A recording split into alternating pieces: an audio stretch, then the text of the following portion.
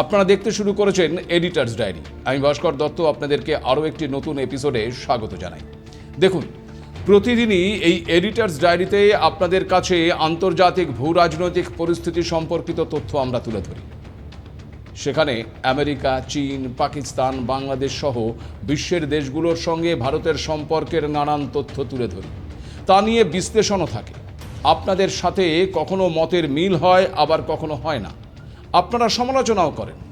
আপনাদের প্রত্যেকটি কমেন্টস আমাদের কাছে অত্যন্ত গুরুত্বপূর্ণ, আমাদের অনুষ্ঠানটিকে আরও সমৃদ্ধ করে তোলে। তার জন্য আপনাদেরকে ধন্যবাদ। বর্তমানে আমাদের খুব কাছের প্রতিবেশী দেশ বাংলাদেশকে নিয়ে গোটা বিশ্বের কাছেই উদ্বেগ তৈরি হয়েছে। সেখানে বাংলাদেশের সীমান্ত যে দেশটির সঙ্গে জুড়ে রয়েছে তা হলো ভারত। ফলে ভারতেরও যে বর্তমান বদলে যাওয়া বাংলাদেশকে নিয়ে উদ্বেগের কারণ থাকবে তা বলাই যায়। আর যখন বাংলাদেশ ভারতের অন্যতম শত্রুপক্ষ পাকিস্তানের সঙ্গে সখ্যতা গড়ে তুলেছে, তখন যে আরও বেশি করে সতর্কতা অবলম্বন করার দরকার রয়েছে তাও বলা যায়। এর আগে আপনাদের একটি এপিসোডে জানিয়েছিলাম যে বাংলাদেশের বর্তমান ভূমিকার কারণে শিলিগুড়ি করিডোর মানে চিকেন নেকের ওপর বাড়তি নিরাপত্তার ব্যবস্থা করছে ভারত। এক্ষেত্রে বিহারের কিষানগঞ্জ, পশ্চিমবঙ্গের চোপড়া এবং অসমের ধুবড়িতে সেনা ঘাঁটি তৈরি হওয়ার কথা জানিয়েছিলাম ওই সেনা ঘাঁটিগুলোতে কতজন সেনা থাকবে এবং কিভাবে তারা কাজ করবে। তারপর অনেকটা সময় অতিবাহিত হয়েছে।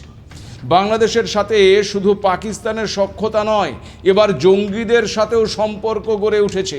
এমনকি বাংলাদেশের মাটিকে ব্যবহার করে জঙ্গি প্রশিক্ষণের ক্যাম্প চালানোর খবরও সামনে এসেছে।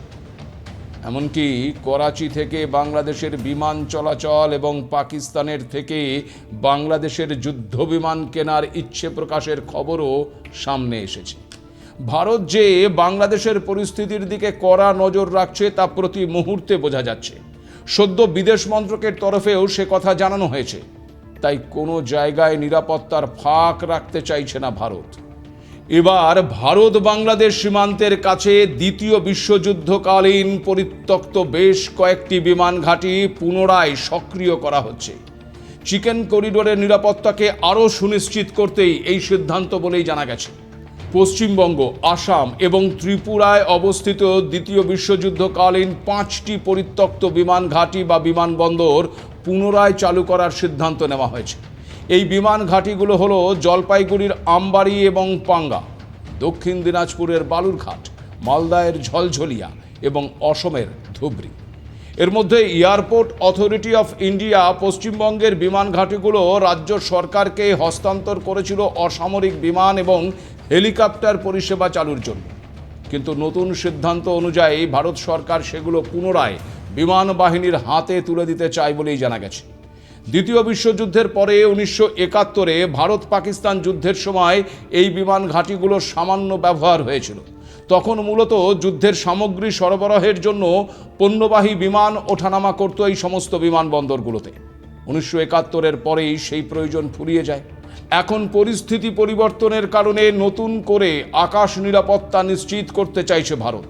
যদিও এই দীর্ঘকাল ধরে অব্যবহার হয়ে থাকা এই বিমান ঘাঁটিগুলো ক্ষতিগ্রস্ত রানওয়ে, জঙ্গল তৈরি হয়ে যাওয়া চারিদিকে এবং কাছাকাছি বসতির মতন চ্যালেঞ্জের সম্মুখীন হবার বিষয়গুলো অত্যন্ত গুরুত্বপূর্ণ।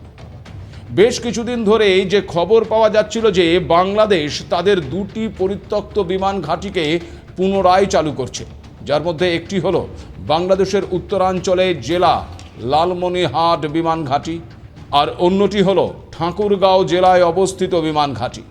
এর মধ্যে লালমনিরহাটের বিমান ঘাঁটিটি আয়তনে এশিয়ার বৃহত্তম। এই বিমান ঘাঁটিটিও দ্বিতীয় বিশ্বযুদ্ধের সময় গুরুত্বপূর্ণ ভূমিকা পালন করেছিল। 1971-এর ভারত পাক যুদ্ধের সময় পাকিস্তান বিমান বাহিনীও এই বিমান ঘাঁটি ব্যবহার করে। কিন্তু তারপর থেকে লালমনিরহাট বিমান ঘাঁটি অচল অবস্থায় পড়ে রয়েছে। ঠাকুরগাঁওয়ের বিমান ঘাঁটিটিও বহুদিন বাংলাদেশ বিমান বাহিনী ব্যবহার করেনি। সেটিও সচল করার সিদ্ধান্ত নিয়েছে বাংলাদেশ সেনা। আর এর প্রেক্ষিতেই ভারত ও বাংলাদেশ সীমান্ত লাগোয়া বিমান ঘাঁটিগুলো এবং সেনা ছাউনিগুলি শক্তিশালী করার সিদ্ধান্ত নিয়েছে।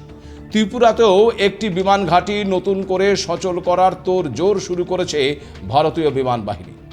কিন্তু এই সবই প্রস্তুতি। ভারত কখনোই যুদ্ধের বা হামলার পক্ষে নয়, কিন্তু সাবধানের মার নেই। তাই প্রস্তুতি সেরে রাখতেই হচ্ছে, কারণ বদলের বাংলাদেশ যে শত্রু পাকিস্তান এবং জঙ্গিদের সঙ্গে হাত মিলিয়েছে, আবার চীনের কাছেও বশ্যতা স্বীকারের জন্য মাথা নুইয়েছে। তাই ভারতকে সতর্ক থাকতেই হচ্ছে। তবে ভারত আগামী ফেব্রুয়ারিতে বাংলাদেশের নির্বাচন পর্যন্ত অপেক্ষা করছে।